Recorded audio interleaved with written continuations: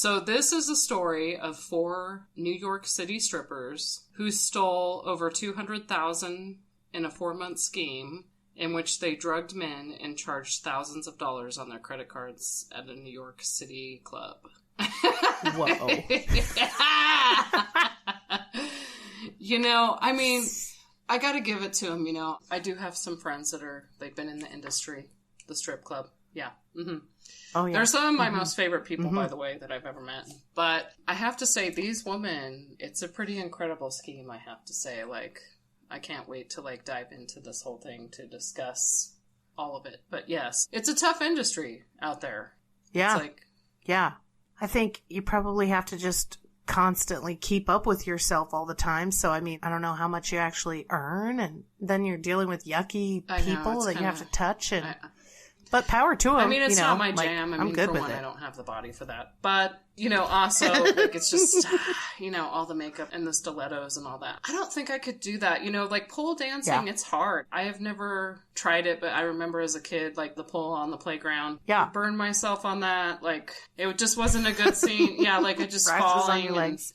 And, you know, it just wasn't a great thing. So, yeah, like, anyone it's like an that can exercise. ride a pole, man, I got mad respect for you. Because I can't do it. I definitely would have been a stripper if I had the body. I'm like, you know, that would be so much fun. Except for, I just wouldn't want to do the lap dances. Like, I can never, like, I don't like smelly, sweaty people, but the dancing, super fun. As long as I didn't have to take my underwear off, maybe. Just topless. So there's that.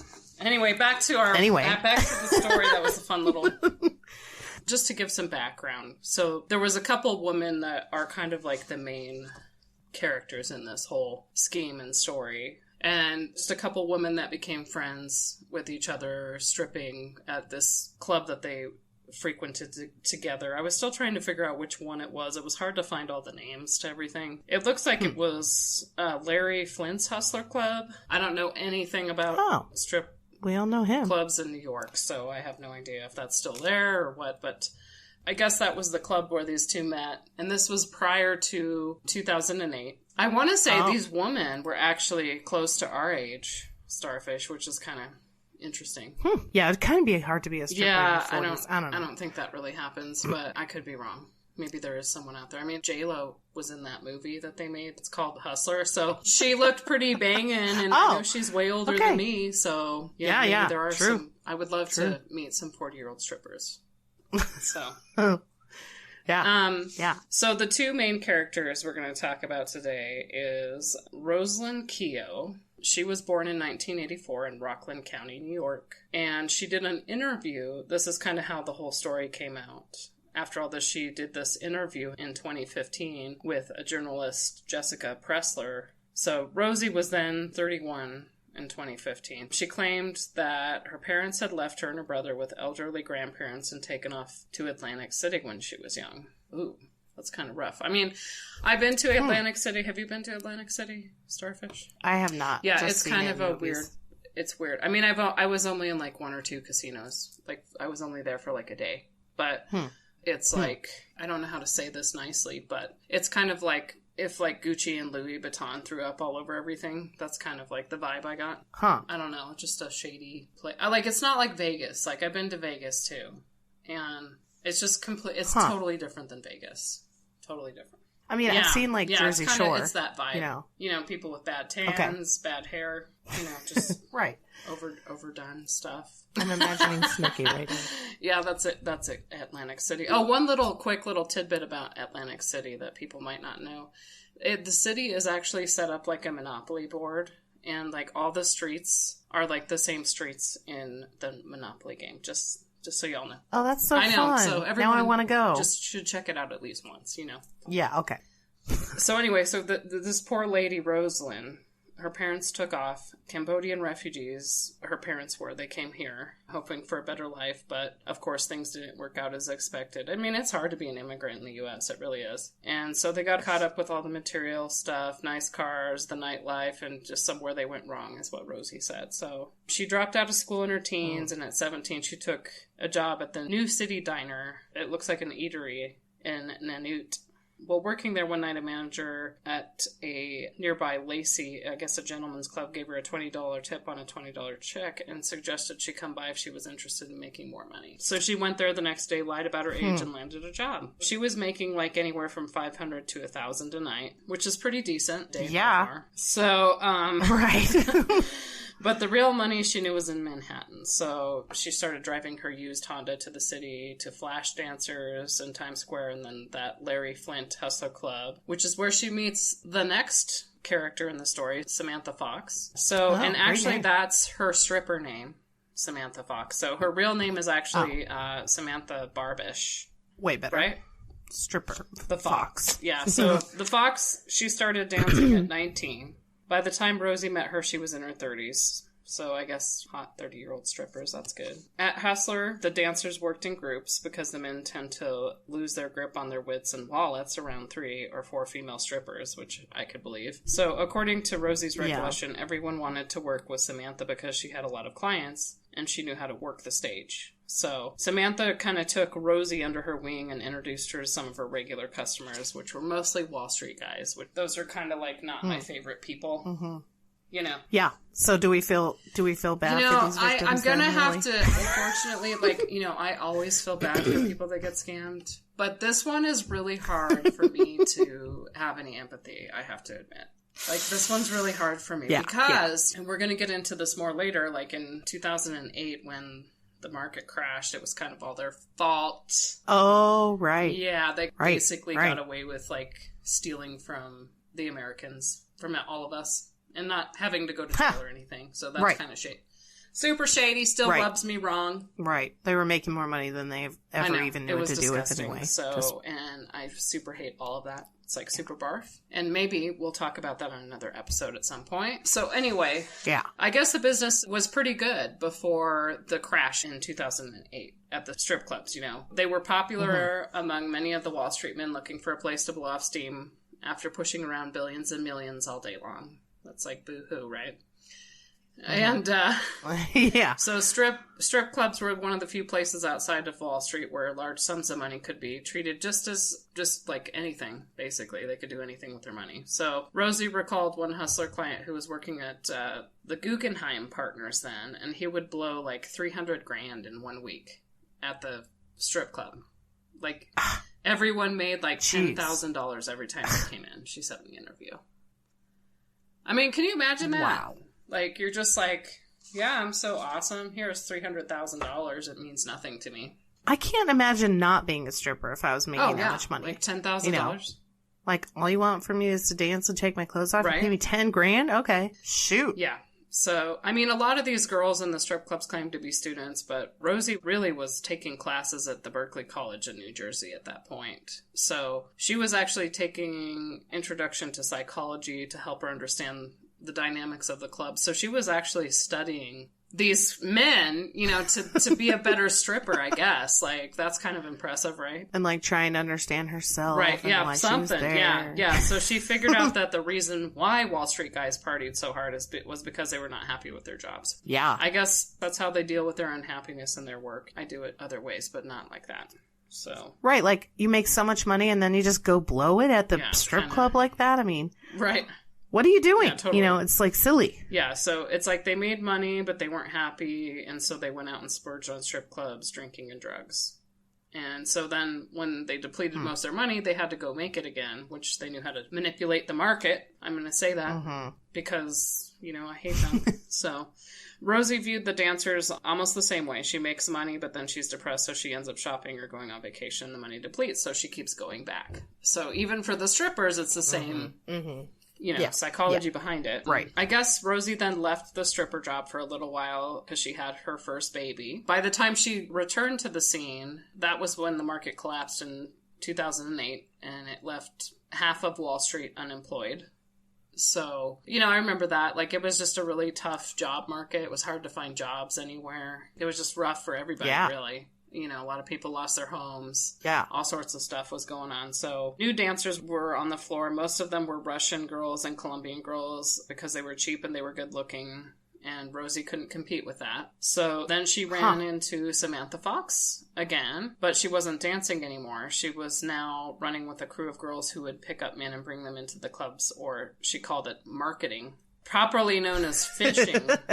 This practice wasn't something the industry considered to be very reliable, though. So Samantha seemed to be doing pretty well. According to Rosie's observation, it didn't take Rosie long to figure out what was going on with her. So she's like, what is all this, right? Like, so she starts talking to Samantha. It's like, well, what are you doing? Like, you're pulling all these men and money right now, and no one else is making hardly any money. So that's when this hustler scam kind of took off. So the clubs were desperately in need of customers, and Samantha knew she could bring them in. So at night, she would go down the list of client phone numbers she'd accrued over the years, like a telemarketer does, and maybe that's why she called it marketing. She'd send them a sexy text with an accompanying captivating photograph, I'm sure, and waited to see if they were up for a night out. So she was kind of sexting pictures, and Samantha admitted she didn't always send her own picture, so she was probably just sending randos. She sometimes sent a picture of one of the girls in her crew, and it looks like these other women she would take pictures of were pretty as well. You know, they were just other strippers or friends of theirs that would just bait men into the throw out your wits and wine and dine with strippers club type stuff. So, so then if the client got interested, Samantha would send these other two women, Marcy or Karina, to meet with the man. And so they would wine and dine him. Then the other girls would show up, hang around, and make sure he was helplessly drunk on alcohol and feminine attention. And so in that state, the victim would be ready for shipping to a credit card milking station, a club. So that's kind of how they got... I don't get it. Like, what do you... So they would just, like, go through his things and steal his stuff? Or they would take his credit card and ring it up. Like, they would charge a bunch of stuff on their credit card at the club. So, like, they would make him buy, like, tons of drinks and, like, extra quote-unquote services. You know, because, like, I mean, I honestly am not, like, up to par on, like, how people do stuff at the strip club or, like, what they pay for lap dances. I don't know. I think they just took the credit card and would say, oh, yeah, he's getting a $300 lap dance and, like, buying, you know, $2,000 worth of alcohol. Oh, yeah. They probably didn't even notice. I don't think they cared because they were, like, out of it. So... Yeah. Right. And they're probably like, I probably did do that. And so it looks like Samantha negotiated with several clubs lucrative commissions on client spending. So the fishing girls would bring the poor fellow to a selected club, and they would proceed to run up his credit card as far as they could push it. And so their efforts paid off a lot of times. So sometimes the whole performance would fail to get them manned to the club. He'd be too tired to go out or something, so they'd even try to offer him drugs for extra energy, and the plan would still not work. So Samantha knew she had to come up with another plan, basically. So her next plan was she created this other fishing tool, a special drink that was spiked with MDMA and ketamine, which are, Oh, wow. Ecstasy and ketamine, which is they use that a lot to sedate people in a healthcare setting.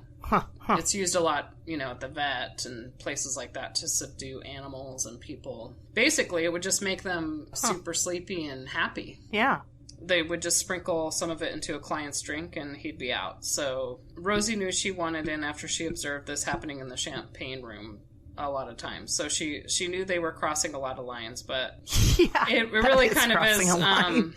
Having worked at strip clubs, drugging people was normal, she said, which I think is crazy. Really? I mean, I've heard of women getting drugged, which is like totally gross and horrible. But this is the first scheme I've seen where like they're specifically targeting men. And I mean, I guess I could understand, like, so they're not so handsy, maybe, so they're not so grabby. But I just thought they were like swiping their wallets or something. They just grab their credit cards and they just max them out for the night.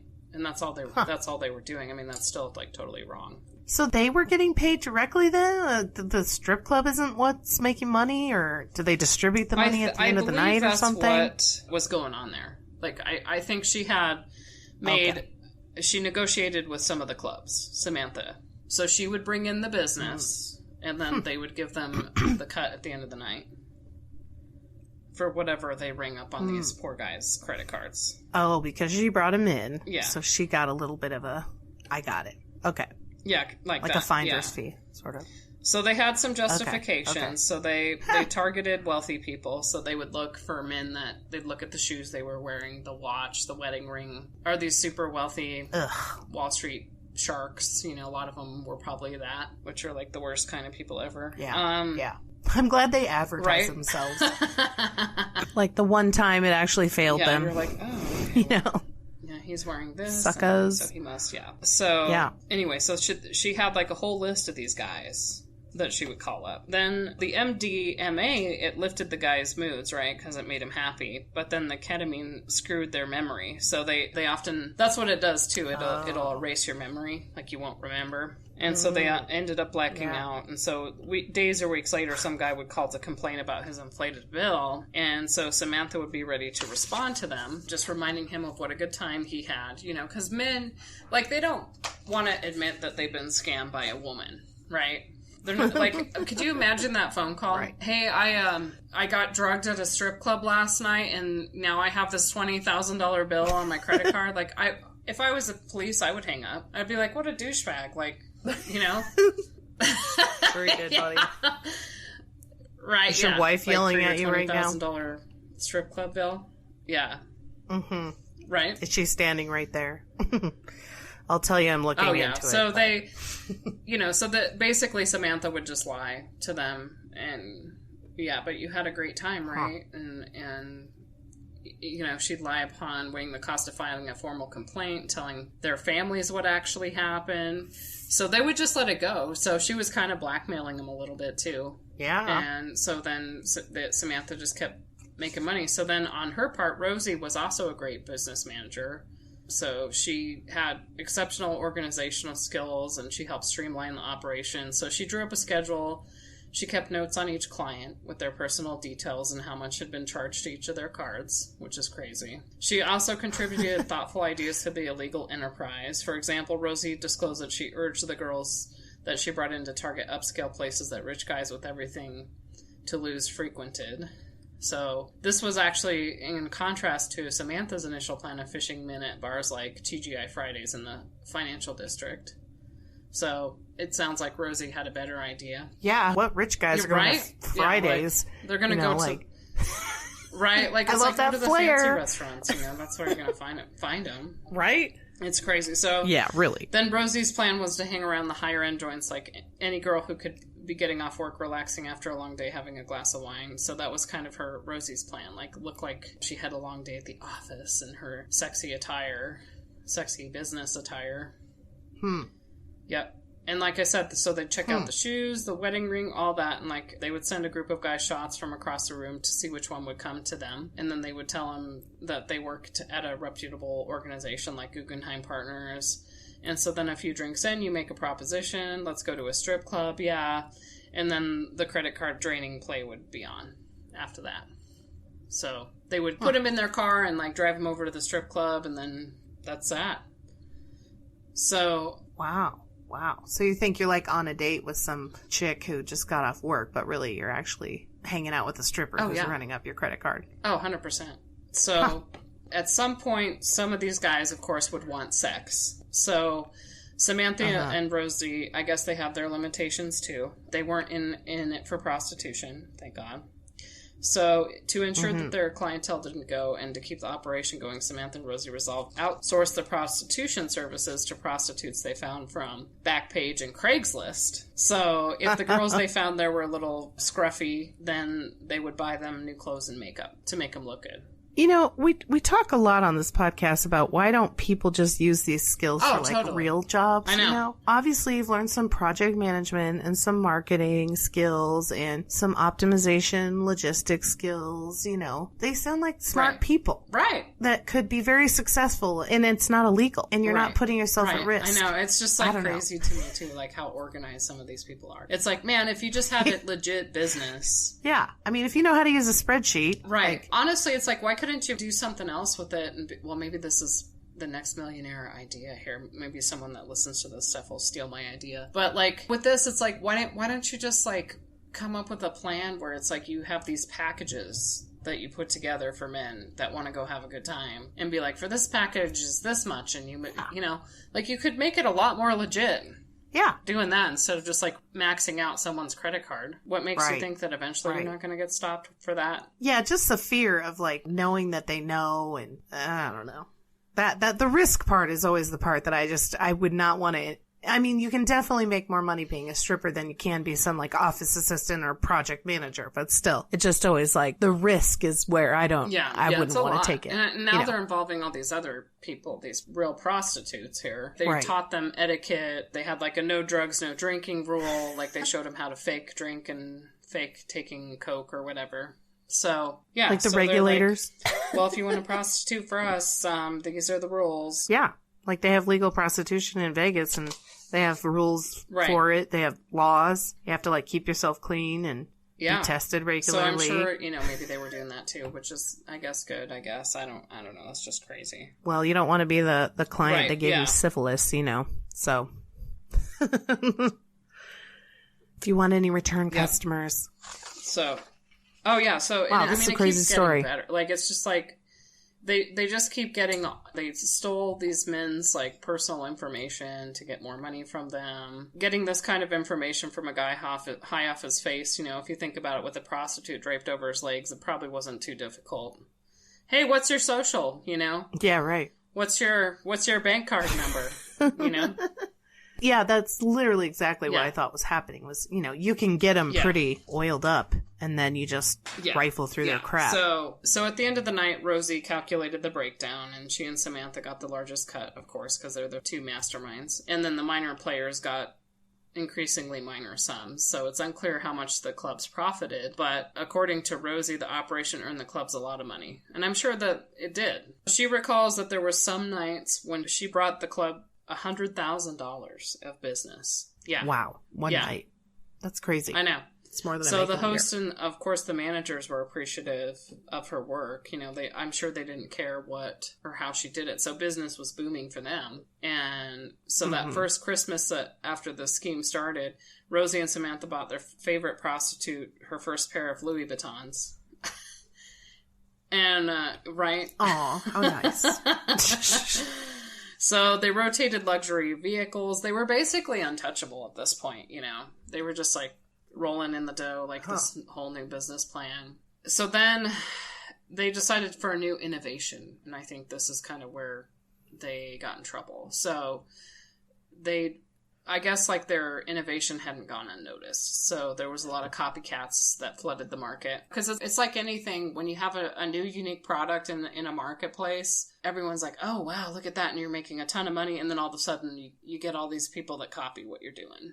And then it's like not as profitable, right? So there was a trend that Rosie observed with this. So guys wanted to be around strippers, but they didn't always want to go to the clubs. So they decided to take strippers to the guys instead. Yeah, so they enjoyed like the resultant monopoly for a little while. So going to the men's houses. So that's when things began to get out of control. Like a lot of incidents happened because of the complicated logistics of running a gang of hookers, strippers, and thieves, basically. Because it's like, I'm sure it's hard to find like real honest people to do that kind of work, right? So sure. Or like even just putting them at risk by having them be at the house. Yeah. Alone. Yep. So intoxication, violence, and basically all manner of distasteful things in that sort of the world were frequent. Like tensions between Samantha and Rosie started to flare just because of all the things that were going on. They burned up their base of regular clients and were now dealing with strangers whose behaviors were pretty unpredictable. So that's got to be hard when it's someone you're not familiar with, you know? Right. So there was one account of a hedge fund manager who had gotten so wasted that he bumped his head in his pool and suffered a concussion. You know, because, I mean, they're over there giving these guys drugs and alcohol. Right. And so stress levels among the gang members skyrocketed. They all had to endure, like, a lot. And I'm sure it was exhausting. So the girls were maxing out their clients' credit cards at the slightest opportunity. But then the money was just never enough, right? Because it's like we're now getting to the point where it's like we need more and more, right? Because that's how people are. Yeah, I mean, you have overhead costs. Oh yeah, 100% too. So over the years, the New York City Police Department, I guess, received countless phone calls from men complaining about credit card theft. and being drugged at New York City strip clubs. So at first their unofficial position was that the callers were full of shit, because I can imagine that, you know, like you got this guy calling, I spent $20,000 last night at a strip bar and I got drugged, you know, like they would probably get laughed off the phone. But then a particular caller said he had evidence and they were skeptical. So agents from the DEA went to the victim's house where he played a recorded conversation between himself and one of the ladies. And in the recording, the guy was begging to know what happened to him, and the woman on the other end of the line gave in and told him he'd been fleeced by a gang of ex-strippers who had spiked his drinks with narcotics. So, It looks like they want to get caught. Kind of dumb, you know. So, the agents then picked up the perpetrator, who reporters believe was one of the Samantha's girls. She had drugged the victim during an operation in the Gavensvort Hotel. So, you know, when you're working with multiple people doing an illegal scheme like this, you know, it's going to go bad, probably. Like, eventually, you know, it's going to go wrong. It's like, they should have just, like, kept it to themselves, the risk part. Really. You know, and just figured out a way to, I don't know, it's just crazy to me, like we were saying. So initially, the DEA did not succeed in cracking down on Samantha's game because the victims were so reluctant to press charges, because men don't want to admit to being victimized by women. So then, I know, this is such a weird story. So then reports of men claiming to have been drugged and swindled by strippers increasingly flooded the New York City tabloids. So, like, people were starting to write in and be like, this really happened to me. This 43-year-old New Jersey cardiologist, Zayed Kavarkis Yonan, his complaint was that the Scores strip club had alleged that he failed to clear a $135,000 bill incurred after 4 visits to the club.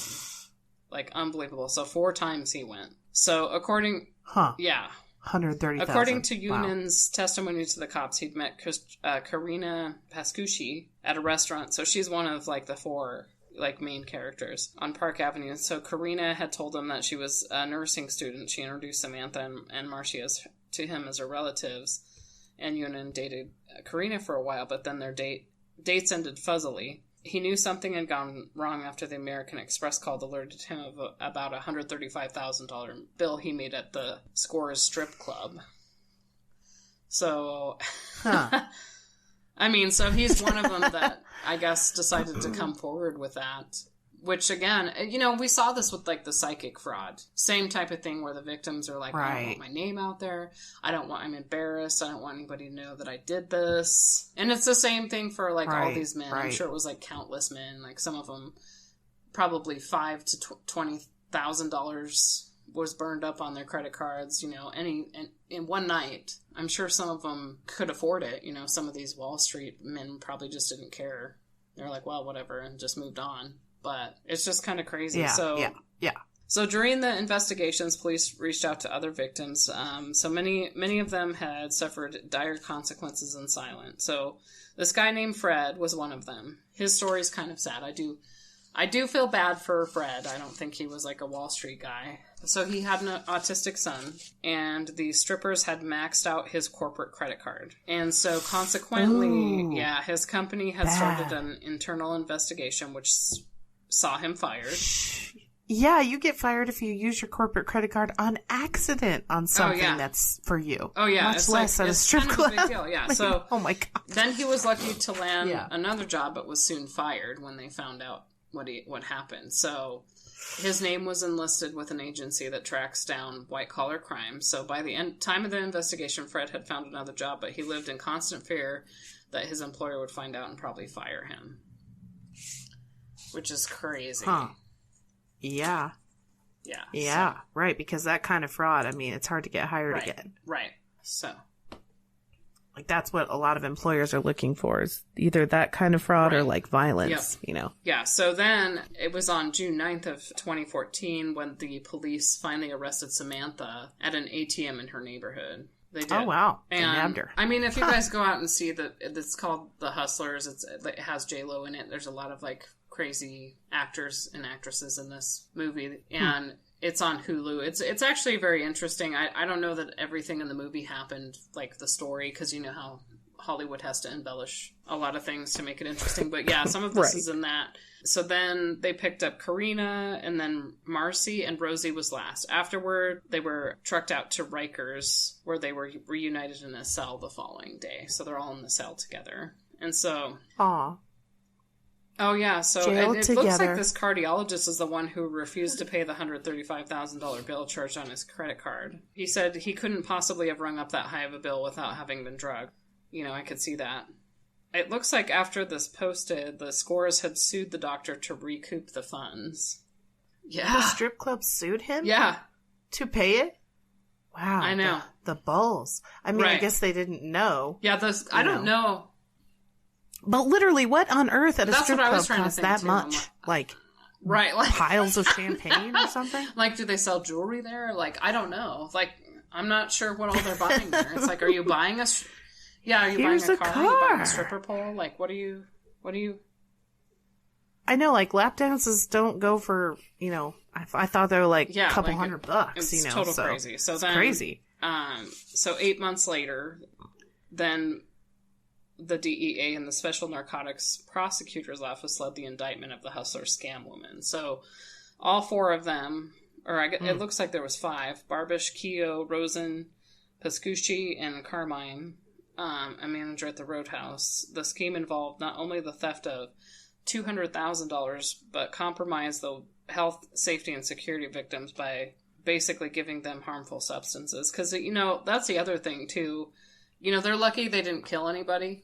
They're really lucky because if you overdose somebody on something like that, you can kill them. Like, you can cause cardiac arrest. Oh, yeah. There's just so many risk factors involved. You don't know if they have other drugs in their system that could interact with one of these drugs, or if they're on some sort of medication. Like, it's like super risky crap that these women were doing to these people. Right, and like you said, they made $400,000 off all of this. I mean, it just doesn't seem... I mean, maybe that's all they could prove that they got. Oh, yeah. I bet they actually got millions. Because that's not even worth it. That's like $100,000 for each one of them. You definitely could have made that being a project manager over a number of years. Right, and so all the crimes actually took place between September 3rd of 2013 and December 19th of 2013. So it was a very short quarter of a year, basically. Yeah. That they did all this. Yeah. Oh, 4 months. Okay. Yeah. That's quite a bit of money for 4 months. But so still. That's how long, like, short of time it took, because they were so careless with it. When they started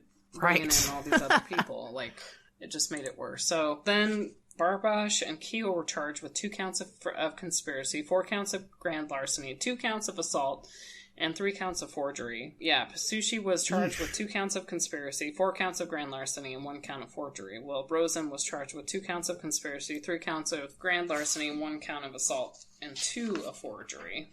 So all 4 women, actually, and Vitolo, pled guilty to their crimes. Keo took a plea deal that kept her out of jail entirely. She pleaded guilty to grand larceny and attempted assault in March of 2016 when she was 33. In exchange, she was given a 5-year probation. Barbish was also sentenced to 5 years probation. Rosen and Pasucci were sentenced to 4 months of weekends in jail and 5-year probation. So, like, none of them actually really served any time, as far as I can tell, really. I mean, the weekend jail, I guess. And then, as of September 12, 2019, Keo was writing a book, and she told New York Magazine the book would be called The Sophisticated Hustler, When the Alpha Female Takes on Wall Street Paperback. Oh, I'm sure she's making money off that. And then Marcy Rosen had been living a private life out of the public eye since she was released from weekend jail stints, according to Oprah Magazine.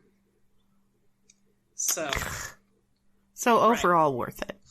Because they didn't even hardly go to jail. They went to weekend jail. Weekend jail. And then I also read somewhere too, like, they actually got to keep the money too. What? Yeah. Well, because the men are stupid. Shouldn't have gone. I know. Well, and it's just like you think shouldn't about have gone on too. a date. When you're getting approached while you're at a bar with some of your friends, right? You're getting approached by these beautiful women that you don't even know who they are. They're strangers. And you're just hanging out, drinking with them. It's like, what are you thinking there? They're only thinking, I'm rich. That's probably what they think. Right. Oh, women like rich men. So that's probably had to be the only logic in their heads, I bet. Because why else on earth would they be interested in you? Yeah. for no reason, So that's... Oh, boy. Well, in that way, men, you're idiots. Right, well... But, oh, yeah. Who do you feel bad for? It's kind of hard to feel bad. I mean, I feel bad for that one guy, like the guy with the corporate credit card, because he's obviously not like a Wall Street guy so much, and it just kind of really screwed his whole life up. But like some of these other men that were quote unquote victims of this, it's like, do you really feel that bad for them? I mean, they kind of steal from all of us like on a daily basis, basically. Yeah, legal stealing in Wall Street, basically. I think where it crossed the line for me was with the drugs. Because you're right, that could have killed him, yeah. And that's so not then cool. it's like, I mean, is that why the assault charges came in? Because I mean, he really could have, and they're very damn lucky because they could all be facing murder charges, and I don't know what they would have done if they would have actually killed one of them. So, which is crazy. So it's just like super crazy story, And again, it's this thing where it's like if they could have just legitimately put this stuff together in a legal way without using drugs, they probably could have had like something. Yeah, I mean, I don't really like that they kind of then blackmailed them too. I'm going to tell your family. I'm not digging that. Kind of crappy to do to someone. I mean, if they had been just skimming off of these people, like charging an extra a few $100 or a couple $1,000, $10,000 even, here and there. Just, I doubt the men would have even noticed half the time, Oh, yeah. But they got a little greedy they're maxing fast. Out their cards. Like, they're charging $50,000, at a time on a card. It's insane to me. Yeah, that had to be their undoing because, again, what the hell is at a strip club that is worth that much? I mean, you're hot, think, J-Lo, the cardiologist, he went back 4 times, though. Yeah, but still $130,000 divided by 4. It's still like, wow, what in the hell? I mean, I'm thinking of the fanciest restaurant I can think of, and it's still no more than a $10,000 bill, for dinner. That's the fanciest restaurant I know of, though. I'm poor. Right.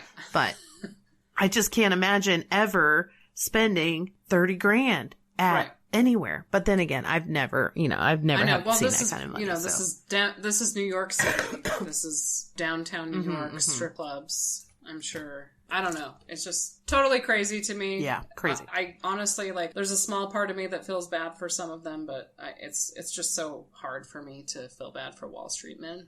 So hard for me to feel empathy for that. Yeah. When you see the things that they did to America, it's kind of hard. And not go to jail for it. Right. They're still out there doing it. Yeah, boo. Down with Wall Street. Boo on that. So... Oh, good one. Good one. There's your February story. One of them. Oh, yeah. Beware of strippers, men. Beware of strippers. You may be lonely. That's right. Don't do it. Especially not if she looks like J-Lo. Right. She's hitting on you. Because she's probably a stripper or a hooker.